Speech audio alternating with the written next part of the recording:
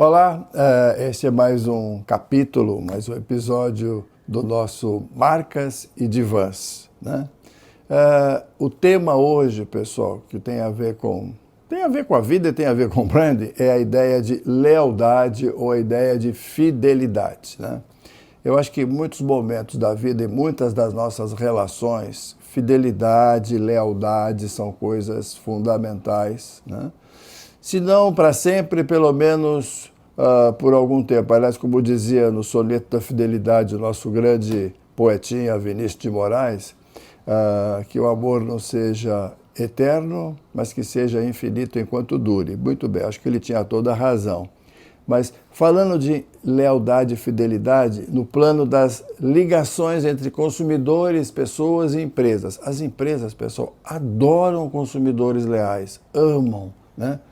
Quanto mais consumidores leais, mais fluxo de caixa eles geram, mais segurança para a empresa, mais elas têm a capacidade de projetar o seu futuro, né?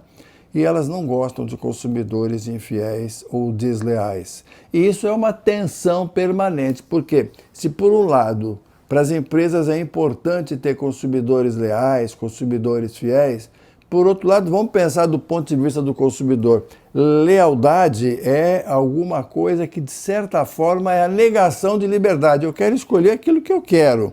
Eu quero trocar de marca a hora que eu quiser. Eu quero experimentar coisas novas na vida, no mercado em geral, né? Então, exigir fidelidade, exigir lealdade, de alguma forma, é negar a possibilidade das pessoas serem mais livres. Então, nós temos uma situação muito curiosa, como se diz matemática, eu tenho uma equação com duas incógnitas. Ou eu ganho em liberdade, ou eu ganho em fidelidade. Ou o consumidor é mais livre, ou as empresas são mais carregadas de pessoas fiéis. Isso é eternamente um problema na vida das organizações. Isso tem como resolver? Olha, de alguma forma não tem, mas há como atenuar essa tensão. Uma das coisas que incomoda demais consumidores nas suas relações com o mercado é quando você é fiel a uma determinada marca. Eu já vi muitos casos como esse levarem à ruptura dessa relação. Você é fiel à marca, você compra sempre dela, um serviço que você assina, por exemplo, pode ser televisão por assinatura, telefonia, plano de saúde, etc, etc. De repente você sente que aquela mesma empresa está oferecendo alguma coisa muito sedutora, muito mais vantajosa para alguém que está entrando na empresa para conquistar novos consumidores. Como se esse prazer da conquista, essa necessidade de conquistar gente nova, esquecesse a obrigação de tratar bem quem está dentro de casa já, né? Está mais do que provado por profissionais da área de negócios que o quanto você ganha ao longo do tempo com o mesmo consumidor é muito mais importante do que o esforço que você faz, é muito mais caro do que conquistar novas pessoas no mercado.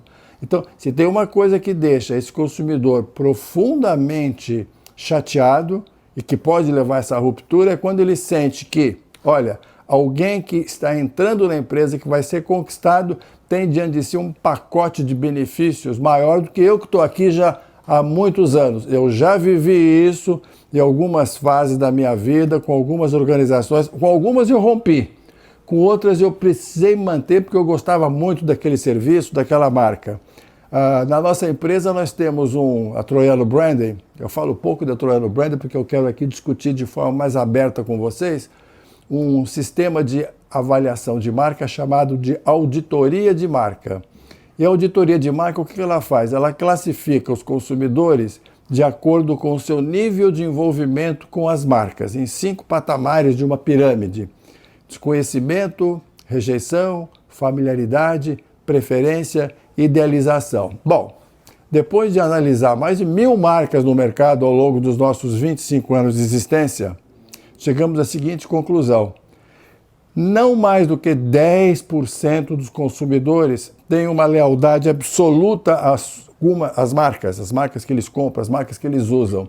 E isso nos mostra o seguinte: olha, pessoal, não trate esses outros 90% como infiéis, mas não trate esses 10% como pessoas que você pode ignorar na busca de outros novos consumidores. Ou seja, a busca de lealdade não pode prescindir dessa necessidade de reconhecer que as pessoas querem ser mais livres nos seus processos de escolha.